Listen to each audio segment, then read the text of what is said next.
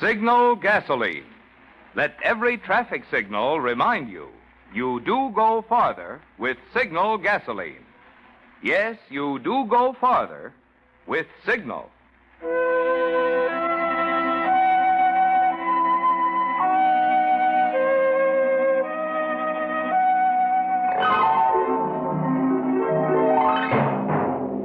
The Signal Oil Company and your neighborhood signal dealer bring you another curious story by The Whistler.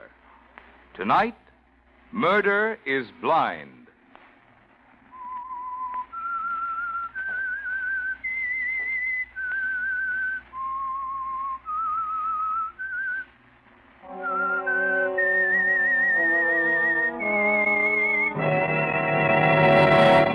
I am the Whistler, and I know many things, for I walk by night. I know many strange tales hidden in the hearts of men and women who have stepped into the shadows. Yes, I know the nameless terrors of which they dare not speak.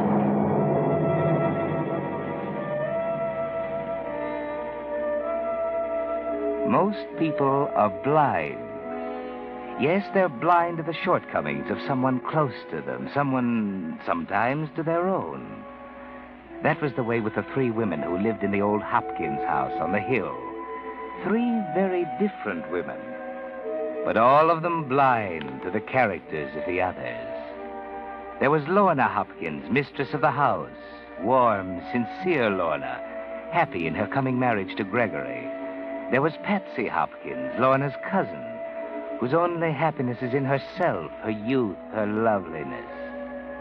And old Fräulein, the old German housekeeper who has been Patsy's governess, and who had found happiness in serving her with years of devotion. None of them really knew the others. All of them were a little blind.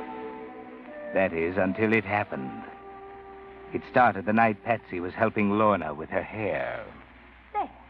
That's finished. Fräulein can help you with the rest. Now what? Gregory. He's waiting in the living room. Do keep him company like a good girl, Patsy. Oh, really, Lorna? It's a bit tiresome playing substitute. Besides, he doesn't want to see me. Of course he does. Be an angel and try to keep him consoled till I get dressed. Listen. Greg playing the phonograph? Caselli Serenade. Lovely, isn't it? Is it? Greg once said it was a musical description of me. Can you imagine? He can say such nice things. Oh, look, Patsy, I'm not nearly ready. Do run down and pay the poor man a little attention like a good girl. You're pretty sure of yourself. Sure about what, Pat? Nothing. I'll go.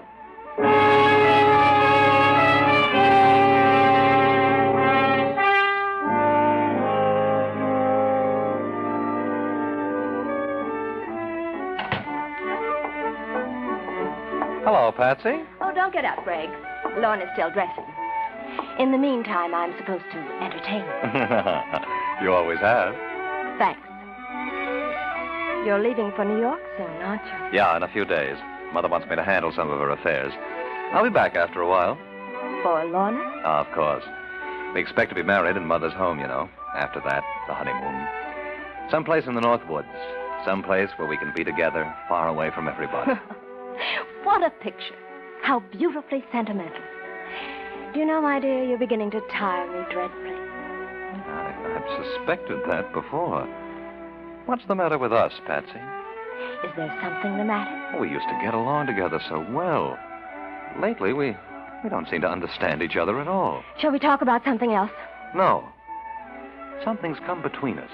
Ever since I became engaged to Lorna. That has nothing to do with it. Well, of course not, but what is it, Pats?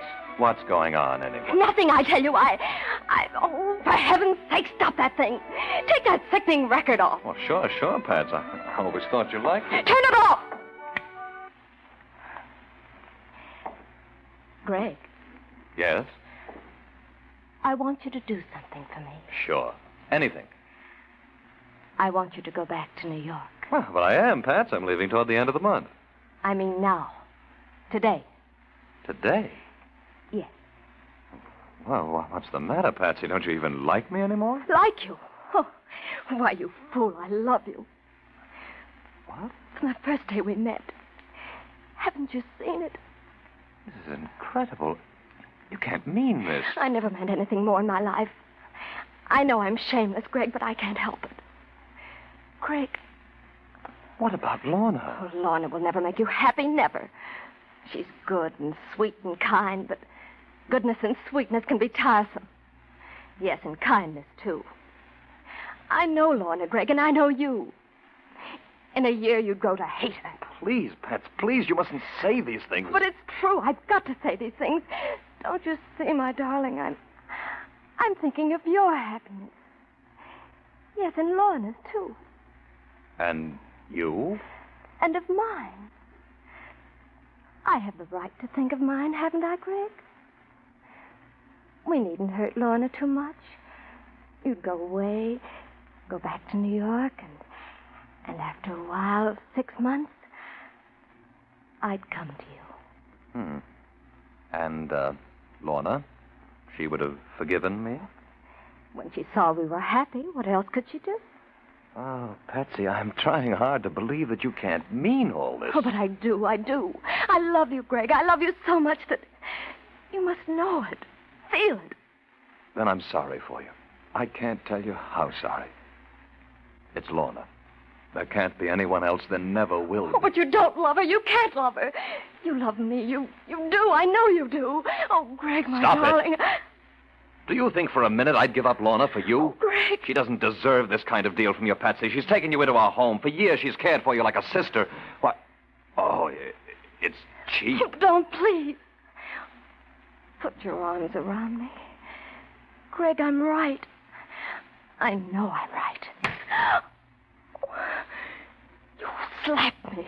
Yes. So, Now listen, Patsy. you listen to me. Yes? This is important. Remember it. Yes? You'll never marry Lorna. Do you understand? No? If I can't have you, she'll not have you. Will you please tell your cousin I'm waiting for her? Remember that, Gregory.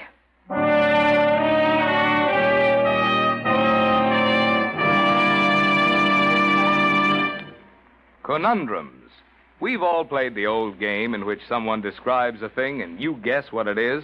For example, someone says, "It's round, it's black, and it has big yellow letters on it, spelling something that helps your car go farther." Well, of course, you Whistler fans know that's Signal's yellow and black circle sign, which identifies the friendly Signal gasoline dealers who bring you this program. And friends, in today's game of trying to make rationed gasoline go farther, remembering that Signal sign is your surest way to win most miles per gas stamp. You see, in keeping with its 14-year tradition of quality, Signal Oil Company is still bringing you the very finest gasoline that can be marketed under wartime conditions. And the famous Signal formula still places the emphasis on mileage. So to stretch those gas stamps, try Signal in your car. Prove for yourself that it's not just a slogan, it's a fact. You do go farther with Signal gasoline. And now, back to the Whistler.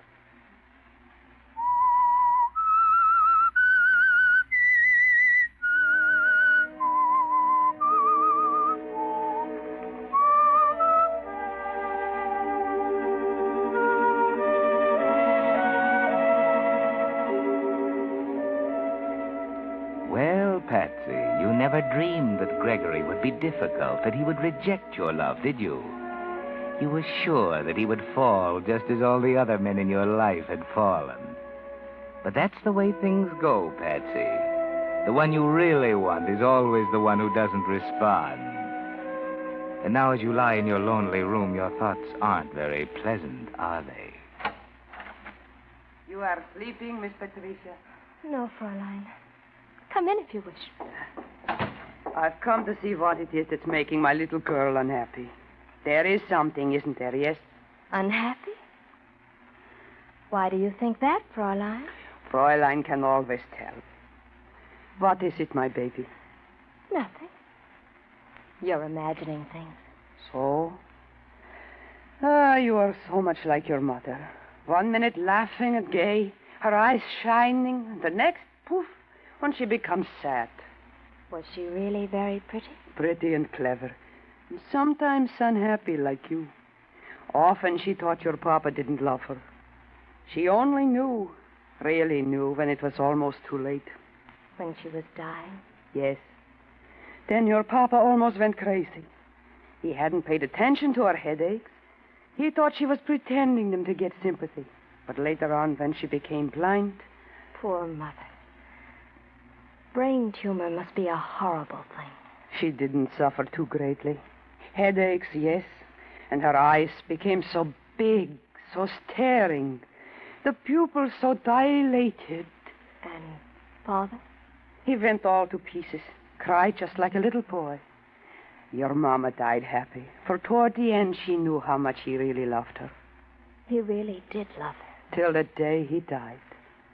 I've upset you talking about your mama. No, Fräulein, I'm glad. I'm glad you told me.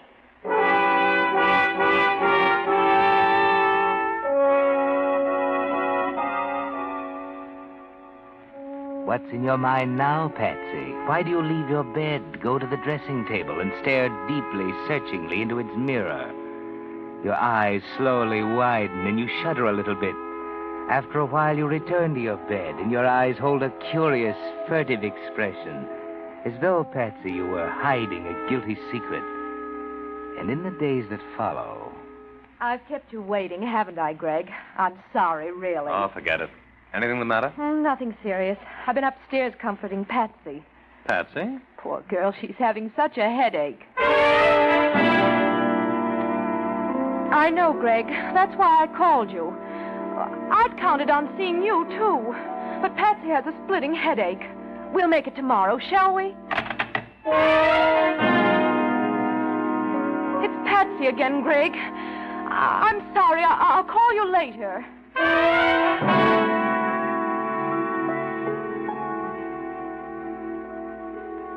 There is something the matter with Patsy, Greg. I'm sure of it. These pains, these spells of dizziness, they worry me. Ah, I can see that. But don't you think you're inclined to exaggerate her condition? After all, everybody has headaches, you know. Yes, I know, but not like Patsy's.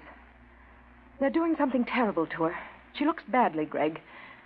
Her eyes seem so strange. I don't like it.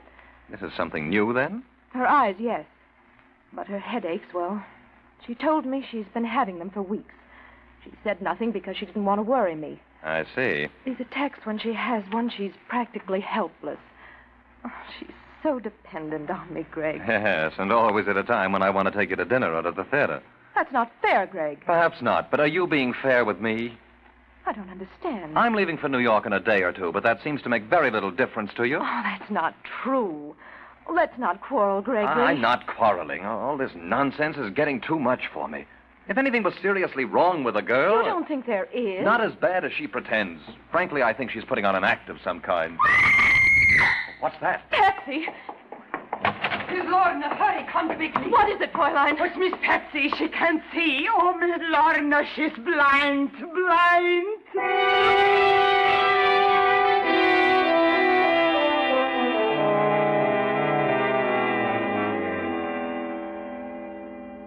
And now, Gregory, you're ashamed and remorseful, aren't you? You'd give anything to recall yesterday's words spoken so bitterly to Lorna. Those scornful phrases doubting the sincerity of Patsy's illness. You thought Patsy's headaches were a game, the sort a willful woman might play for sympathy or attention. Didn't you, Gregory? And now, as you look down at her white face and into her tragic, unseeing eyes, a deep wave of sympathy comes over you. And you feel helpless in the shocking tragedy before you, don't you, Gregory? There's no fever, Greg. At least that's one thing to be thankful for. She slept a little last night. Didn't you, dear? Toward morning, I did. The pain seemed to go away then. Do I look terrible, Greg? Terrible? Oh, no, you could never look that, Pat. A little pale, perhaps. Your eyes. Yes. Do they pain you? They seem so big, the pupils so dilated. Tell me, what did the doctor say? She won't have a doctor. Fräulein and I are almost crazy. I won't have one. I won't. He'll operate. I know he will. Please, Lorna. But we must find out what this condition is. Do be reasonable, dear. Is there anyone in town, a good eye doctor, who'd know about this kind of thing? No, there isn't.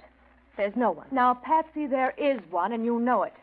He's considered very fine. I won't have him. He's old and... Do you want me to die just like my mother? Don't you care what happens to me? You see, Greg. What do you want us to do, Patsy? I don't know. We must do something. I thought that Yes? the best eye doctors, the specialists, aren't they in the big cities? I thought I could go to one of them. Where, Patsy? Isn't New York a kind of medical center? New York? Oh, no, that's impossible. You couldn't leave your job here in town, and I couldn't go alone. What do you think, Greg? Is that what you want, Patsy? Oh, but Lorna's job, she'd lose Oh, it. as if that mattered. There are other jobs, plenty of them. Even if there There's were... no necessity for your taking her, Lorna. I'm leaving for New York anyway. Patsy can come right along with me. With you, Greg. Can I? Of course. I'll put you up at Mother's place. Then we'll have the best men in the city come to look at you. I'd feel better if I went with her. I don't know. There's nothing you could do, Lorna. Don't you see? I suppose so. You could keep me in touch, couldn't you, Greg? Let me know everything. By long distance every day. You just sit tight and let me handle this. Can you get Patsy ready? Of course. Fräulein will help. It'll take 2 or 3 days to make the necessary arrangements. Haven't you both forgotten something? Have I? You and Lorna. Your marriage. Our marriage? You mustn't worry about that, Patsy. That'll keep till you're well again. We can wait, can't we, Greg? Naturally. Oh, I am a nuisance, aren't I? Oh, my eyes. They're starting to hurt again. Oh, do get me some ice, dear. I'm sure there's some downstairs. I shan't be long. Greg, Yes. you did forget, didn't you? Forget? About you and Lorna getting married? Did I? You did. You know you did. Suppose I get well, Greg. Well, of course you're going to get well. After we arrive in New York, everything's going to be all right. Do you know? I think so, too.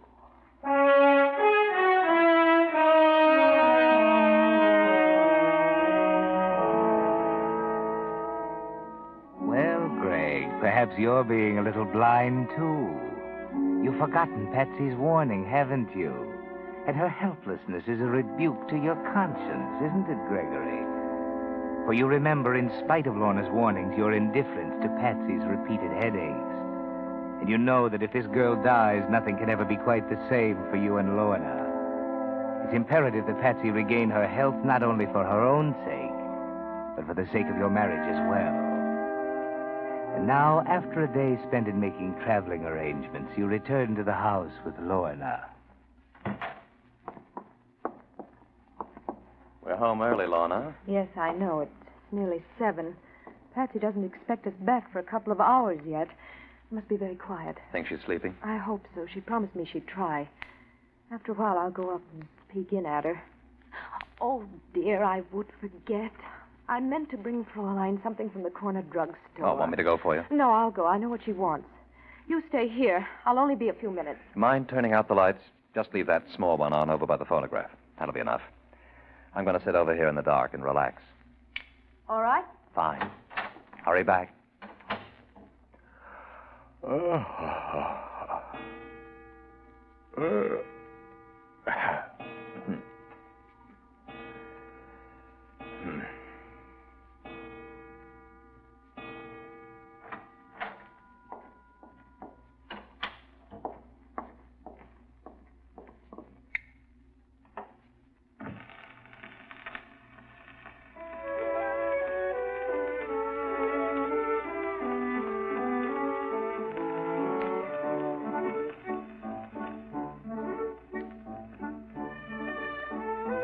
It is lovely, isn't it, Patsy?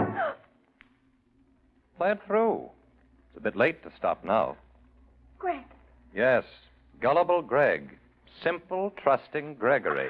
I didn't expect You it. to see me? Of course you didn't, my dear. It's all very obvious. Shall I leave you with your serenade? Well, this record, I knew where it was.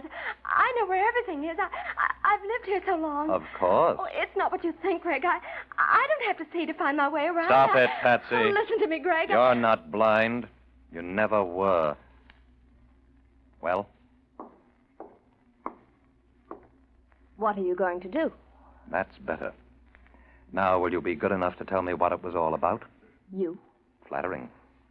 I made up my mind to have you, Greg. And it didn't make the slightest difference to me how I did it. Not even if it smashed things up for Lorna? That didn't matter. Nothing mattered but you. And what was I to get out of all this? Happiness? I could have made you happy, Greg. I can still make you happy. You? Try me. Give me a chance. Let's go back a bit, shall we? Tell me, how did you expect to fool a clever eye specialist? You must have known he'd find you out. I didn't expect to. No? You see, I had no intention of coming under his care. The important thing was to get you away from Lorna, to have you by myself for a while. After that... Anything could happen? Anything. And now? I've lost. We've all lost. You, Lorna, and I. Oh, you're wrong, Patsy. Lorna and I haven't lost.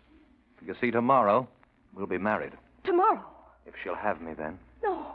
No, you can't. It's beyond your control now, Patsy. It's beyond anything your selfish mind can trick up. Is it beyond death? Perhaps my love for you was a selfish thing. But to me, it was everything.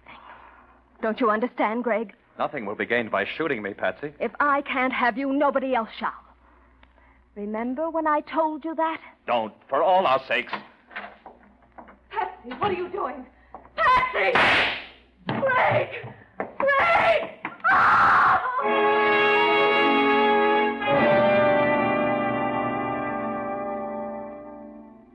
Yes, Patsy, you did it. You've killed Greg, the only man you ever really loved. You watch, fascinated and horrified, as Lorna drops to the floor beside him, weeping. And you want to tell her it's no use, that now she'll never have him. You're glad. You hate Lorna, Patsy. You turn all your suppressed grief for yourself into hate for her. Get up. You can't bring him back. What did you do with that? It doesn't matter now. Greg, darling. Don't be an hysterical fool. You've got to help me. Here, take the gun. Take it and hide it, you hear? The gun. You want me to go to jail? Don't stop to think. There. Now you must hide it. It must never be found, do you understand? Hide it. But what are you going to do? I heard a noise. It's Mr. Gregory. He's hurt. Oh, what is it, Lorna? What happened? Tell her, Patsy. You can tell Fraulein. I tell Fraulein? What is it, Patsy? But I don't know. You don't know? How could I? I was in my room. Patsy. I heard Lorna and Greg downstairs, and their voices sounded strange. Sharp, as though they were quarreling. What are you saying, Patsy? It frightened me. I'd never heard them quarrel before. After a while, I got up and felt my way out of the room, down the stairs. I could hear Lorna more plainly now. She was angry. She sounded as though she hated him. But that's not true, Patsy. You're not telling the truth. The tone of her voice was unbearable. I couldn't stand it. I opened the door, and there was this horrible noise, like an explosion. Oh, I'm frightened, Fraulein. Oh, please take care of me. I didn't kill him. It was Patsy. Greg killed? Greg dead? Don't listen to her, Fraulein. I tell you, Patsy did it. She did it. Oh, this is terrible. You believe me, don't you, Fraulein? But why should Patsy do this horrible thing? What reason could she have? I don't know. I don't know. She's blind, Lorna. We both know that. She couldn't have seen to do this. I didn't do it. Then why have you a gun in your hand? Shouldn't we call the police, Fräulein?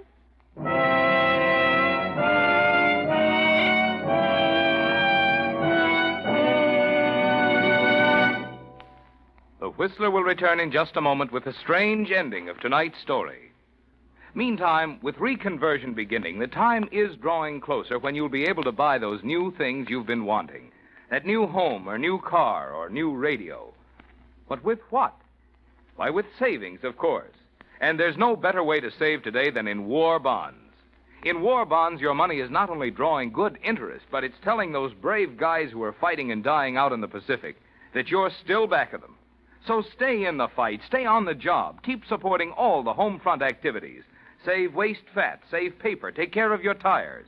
And right now, let's help put over the 7th War Loan Drive by getting another bond. Remember, you don't buy bonds, you invest in them. You get every penny back with interest. And each bond that does its bit to get the war over is also helping you to better enjoy the day we're all fighting and praying for, the day of final peace.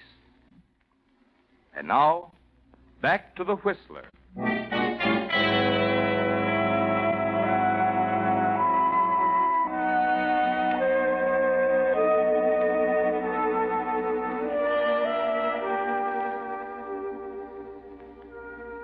Well, Patsy, you've won, haven't you?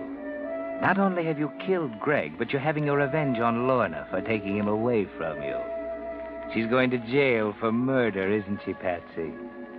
The police are here now. The detective is questioning Lorna, looking at the body. But there's something you didn't count on, Patsy. You were blind to someone else's character.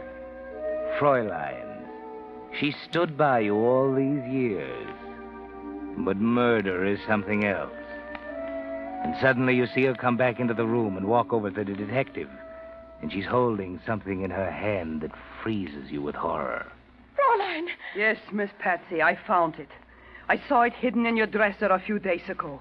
I thought it was strange then, but now I know. What? What is it, Fräulein? Yeah, what is it you're talking about, miss? This. No, Fräulein, no! Wait a minute. I thought you couldn't see. So did we all. But this little bottle proves how she fooled us. It's belladonna to make her pupils dilate, to make her look blind. Hey, stop! Come back here! Fräulein, stop her! Effie, stop! Fräulein, what's she doing? She's running out there. Wait, Miss Lorna, the detective is after her. But she's running right out of the street. Oh, my... Look, Fräulein, that car! Patsy, look out, Patsy! Oh, Fräulein. Himmel, she didn't even see it. The belladonna in her eyes. She didn't even see the car.